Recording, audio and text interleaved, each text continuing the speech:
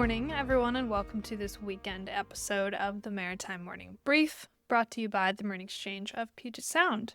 I am your host, Sarah, back again this morning bringing you the essentials on vessel movements and maritime conditions today in Washington. It is Saturday, March 7th, 2026, and today we are anticipating the arrival of 4 vessels. This is expected to include 2 tankers, 1 container ship, and 1 general cargo. We're also expecting the departure of 4 vessels, including 3 container ships and 1 ro-ro.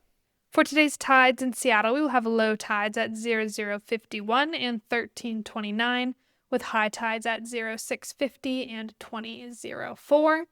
For the weather, we're expecting a high of 55 degrees and a low of 50, with a south wind 9 to 13 knots, with gusts as high as 20 knots in the morning, and that wind switching to southwest wind around 15 knots, with gusts as high as 23 knots in the evening, and then we are expecting rain throughout the day.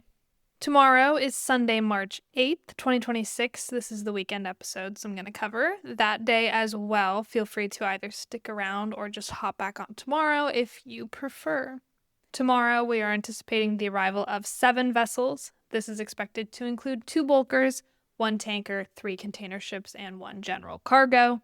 We're also expecting the departure of 3 vessels, including 2 tankers and 1 bulker. Of course, ship schedules are dynamic and subject to change throughout the whole weekend, so please do keep up to date with our AIS feed, check out the daily paper, or call into the operations center if you need more assistance throughout the weekend.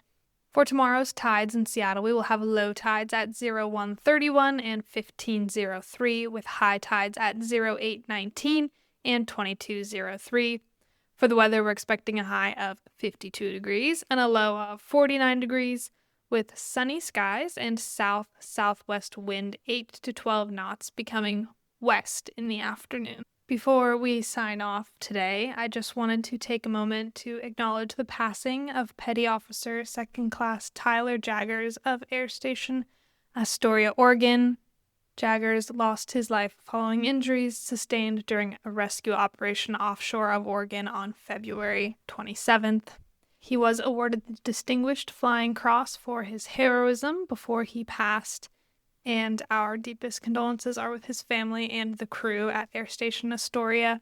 If you are interested in reading more about the incident or the case, please feel free to head over to any of our social medias where we have shared the full Coast Guard press release for you. And I just want to take this moment to remind you to hug a loved one, or many, this weekend.